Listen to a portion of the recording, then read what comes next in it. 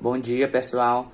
Nós vamos resolver a questão da página 190, tá? Atividade 2, professor Clenison, disciplina física. Nós vamos resolver as questões 8, 9 e 10. Então, vamos acompanhar o enunciado. Questão 8. Diz assim, ó: o gráfico ao lado representa a variação do valor algébrico das duas únicas forças que agem em um corpo, que se desloca sobre um eixo 0x, OX. As forças referidas têm a mesma direção do eixo. Calcule. Letra A. O trabalho da força F1 enquanto o corpo é arrastado nos primeiros 10 metros. Então, vocês observem aí, eu desenhei aqui o gráfico, né? Tá aqui as duas forças, F1 e F2. Então, ele quer saber o trabalho da força F1 enquanto o corpo é arrastado nos primeiros 10 metros. Então, como é que você vai responder isso? Ó? Aqui está o gráfico, né? A força 1, né? Então, ele começa aqui do 20, né? 20 newton, né? Aqui é o eixo Y, aqui é o eixo X. Então, ele vai do 20, né? Os 10 metros vai do 20 até o 60. Então, você observa aqui qual é a figura geométrica que vai do 20 ao 60. Então, você tem o que? Aqui um trapézio. Então, você vai calcular o trabalho da força F1 pela área do trapézio. Então, como é que fica? Então, fica assim, ó, o trabalho da força 1, né? Trabalho da força 1, coloca aqui um F, vai ser igual a base maior, que é 60, mais a base menor, que é 20, vezes a altura, que é 10, dividido por 2, que é o da fórmula, é a área do trapézio. Então, base maior é 60, mais a base menor é 20, vezes o 10, que é a altura, e dividido por 2. Aí é só resolver, ó, 60 mais 20, 80, repete o 10, né, vezes 10 dividido por 2. Então, 80 vezes 10, 800, dividido por 2. Então, trabalho da força 1, trabalho de F1, vai ser igual a 400 joules. Porque, ó, 800 dividido por 2 dá 400. Aí, esse 400 joules aqui, joules é a unidade de trabalho.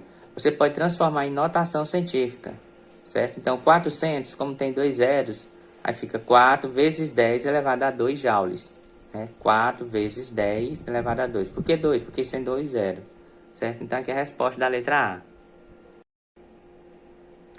Letra B. O trabalho da força F2 enquanto o corpo é arrastado nos primeiros 10 metros. Então, ele quer saber, ó, o trabalho da força 2 agora. Então, ó, ele vai do menos 20, né, até o 10. Então, ele quer saber o trabalho da força 2 até 10 metros. Então, se você observar aqui, ó, eu cortei aqui, né, porque vai até os 10 metros. Se você observar a figura, você vê o quê? Um triângulo. Então, você vai calcular o trabalho da força 2 pela área do triângulo. Então, como é que fica? Ó? Trabalho da força 2 vai ser igual a base, né, ó. Coloca aqui no gráfico, ó. A base, aqui é a base. Quem é a base? É 10. Quem é a altura? A altura é menos 20. Então, fica como? Ó, trabalho da força 2 é igual a 10 vezes menos 20 dividido por 2, que é a área do triângulo, base vezes a altura dividido por 2. Então, 10 vezes 20 dá 200, só que o 200 é negativo, ó, por causa do menos 20. Dividido por 2, então o trabalho da força 2 é menos 100 joules. Esse menos 100 joules, colocando em notação, pode ser menos 1 vezes 10 elevado a 2. Né? Por que 2? Porque tem dois zeros, então fica menos 1 vezes 10 elevado a 2 joules. Letra C. O trabalho da força resultante para arrastar o corpo nos primeiros 15 metros. Então, como é que você vai resolver isso? Ó?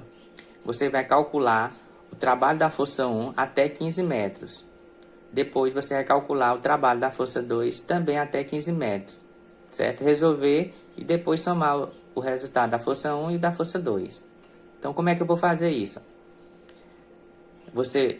A força 1 vai até 80 newtons, né? Vai de 20 newtons até 80 newtons, né? E aqui no eixo das abscissas, no eixo X, vai até 15 metros. Então, você tem um trapézio aqui, ó. Nesse formato aqui, ó. Você tem um trapézio. Qual é a área do trapézio? É a base maior, que é 80, mais a base menor, que é 20, e vezes a altura, que é 15. E divide por 2. Então, ó, fica assim, ó. Trabalho da força resultante, que é o resultado. 80, que é a base maior, mais 20, que é a base menor, vezes 15, que é a altura, e divide por 2. Esse aqui é o resultado da força 1. Vamos ver o da força 2, até 15 metros. Vai de menos 20, né, até 10, aí depois desce novamente, né, porque ele quer saber até 15 metros. Então, que figura é que você tem aqui? Um triângulo. Qual é a área do triângulo? É a base vezes a altura e dividido por 2. Quem é a base? É 15. Quem é a altura? É menos 20. E dividido por 2, que é da fórmula. Aí fica assim, ó. Mais 15, que é a base, vezes menos 20, que é a altura, dividido por 2. Então, você tem aqui, ó, força 1 e aqui você tem a força 2. Aí você vai resolver, ó. 80 mais 20, 100. 100 vezes 15, 1.500. Aí dividido por 2, né? Repetiu 2. Aí mais 15 vezes menos 20, dá menos 300. Dividido por 2. Aí aqui divide, ó. 1.500 dividido por 2, 750. Aí faz o jogo de sinal. Mais com menos, dá menos. 300 dividido por 2, dá 150. Aí 750 menos 150 dá 600 joules. Então, o trabalho da força resultante, 600 joules. Transformando em notação, 6 vezes 10 elevado a 2 joules. Por que 2? Porque tem 2 zeros. Questão 9. Vamos prestar atenção aí na leitura. Nas duas situações representadas abaixo, uma mesma carga de peso P é elevada a uma mesma altura H. Então, aqui eu fiz o esqueminha, tá? Na situação 1 e na situação 2, né? Aqui o homem puxando essa carga, né? No plano inclinado. E aqui também o mesmo homem puxando essa carga. Só que aqui é através de uma polia. Então, o que é que ele quer saber? Nos dois casos, o bloco parte do repouso, parando ao atingir a altura H. Desprezando todas as forças passivas, analise as proposições seguintes. Antes de analisar as proposições, vamos entender aqui o que é que a questão está pedindo, né? Vamos interpretar aqui as figuras, ó. Na situação 1, ele relaciona primeiro o trabalho com a força. Ele quer saber aonde é que o homem vai aplicar mais força, se é na situação 1 ou na situação 2. Então, primeiramente, vamos calcular o trabalho do peso. Como é que a gente calcula o trabalho? O que é trabalho? Relaciona a força, o deslocamento e o cosseno do ângulo. Aqui eu peguei o peso. O trabalho do peso é igual ao peso, né, da carga vezes a altura e vezes o cosseno do ângulo. O ângulo aqui é 180. Por quê? Porque o peso está para baixo. O deslocamento eu só vou considerar a altura. Então, o deslocamento aí, o ângulo que vai ser formado é 180 graus. Então, quem é o cosseno de 180? É menos 1. Então, fica P vezes H vezes menos 1. Ou seja, menos PH. Então, o trabalho, né, do peso é menos PH. Aí, outra coisa também, ó. Ele diz que o bloco ele parte do repouso. Então, V0 é 0. Ele parte do repouso. Então, ele parte com a velocidade 0. E lá, ao atingir a altura H, também a velocidade é 0. Então, a energia cinética é 0. Então, o trabalho da resultante é igual à variação da energia cinética. Quem é essa resultante? São as forças que atuam na carga. Quais são as forças que tem na carga? Eu tenho um peso para baixo, tenho uma força normal para cima e tenho uma força aqui, ó, a força tensora, ou seja, que é a força que o homem está fazendo na corda para puxar o bloco, que é igual a F. Então, esse é o trabalho da resultante. Então, o trabalho da resultante, eu tenho o trabalho da normal, mais o trabalho da força, né, que o homem está aplicando na carga, mais o trabalho do peso, que é igual a 0, né, porque a energia cinética é 0. O trabalho da normal é 0. Por que é 0? Porque a normal está formando o ângulo de 90 graus com a carga. Então, quem é o cosseno de 90 é 0. Então, não vai ter força normal. Não vai ter trabalho da normal. Então, é 0. Então, trabalho da força mais... Quem é o trabalho do peso? O trabalho do peso é menos pH. Então, coloquei menos pH, que é igual a 0. Então, isolando aqui, ó, o trabalho da força do homem vai ser igual a P vezes H, porque aqui está no primeiro membro, aí fica lá no segundo mais. Então, o trabalho da força é P vezes H. Vamos analisar a situação 2. Na situação 2, vamos calcular o trabalho do peso. Como é que a gente calcula o trabalho do peso? É pegar o peso, multiplicar pela altura e depois pelo cosseno de 180. Que é o cosseno de 180? É menos 1. Então, o trabalho do peso é menos pH. Trabalho da resultante. Que é a resultante são as forças que atuam na carga. O peso para baixo e a força de tração para cima. Que é igual à variação de energia cinética. E que a energia cinética é zero. Por que é zero? Porque ele parte com a velocidade zero e a velocidade final é zero também. Então, a variação da energia cinética é zero. Então, você tem o trabalho da força, exercida pelo homem, mais o trabalho do peso. E que é o trabalho do peso? Ó, nós calculamos menos pH. Então, isolando aqui o trabalho da força. O trabalho da força é igual, se é menos no primeiro membro, aí fica mais no segundo. Então, o trabalho da força, na situação 2, também é pH. Então, tanto na situação 2, o trabalho da força, P vezes H, e na situação 1, P vezes H. Agora, vamos entender aqui, então, vocês entenderam aqui ó, que o trabalho da força que o homem aplica, né, para erguer a carga, são iguais. O trabalho da força exercida pelo homem, pH, na situação 1, e na situação 2, pH. Agora, vamos entender a força. Em qual das situações a força ele vai colocar mais força? É na situação 1 ou é na situação 2? Em qual das situações ele vai botar mais força? Vamos analisar. Para baixo você tem o peso. Aí eu decompus as componentes. Quais são as componentes do peso aqui? Ó? Aqui eu tenho PY e aqui eu tenho PX. Certo? Então aqui são as duas componentes. Então a força que esse homem aqui, para puxar esse bloco aqui, tem que ser igual a PX ou maior que PX, né? Para erguer esse bloco aqui, ó. O homem tem que aplicar uma força que tem que ser maior que PX. E PX é uma componente do peso, certo? Então, PX é menor que o peso, na situação 1. Vamos analisar a situação 2. Quando esse homem puxa a corda aqui para erguer essa carga, ele tem que vencer o peso. Então, aqui não tem nenhuma componente. Então, a força que o homem vai aplicar tem que ser igual ao peso ou maior que o peso. Então, analisando a situação 1 e a situação 2, o homem na situação 2, ele vai aplicar uma força maior, porque ele tem que vencer o peso. Já na situação 1, a força que o homem tem que aplicar e tem que ser maior que PX, e PX é uma componente do peso. Então, na situação 2, ele faz mais força que na situação 1, justamente porque aqui ele tem que vencer o peso e aqui ele tem que vencer PX, ok? Então, F2 tem que ser maior que F1, ou seja, na situação 2, o homem aplica uma força maior que na situação 1, certo? Então, aqui ele coloca mais força e aqui ele coloca menos força, porque aqui ele tem que vencer PX, e PX é uma componente do peso. Então, vamos agora analisar as proposições abaixo. Ó, vamos analisar a situação 1. Na situação 1, a força média exercida pelo homem é menos intensa que na situação 2. É menos intensa, aqui ele vai aplicar uma força menor. A 1 vai ser menor que a 2, é verdadeira, né? Como a gente analisou, porque aqui ele tem que vencer PX e não peso. Então é verdadeiro o item 1. No item 2, ó, na situação 1, que é a situação 1, o trabalho realizado pela força, agora quer saber o trabalho da força do homem, é menor que na situação 2, ó, o trabalho. Nós vimos que o trabalho da força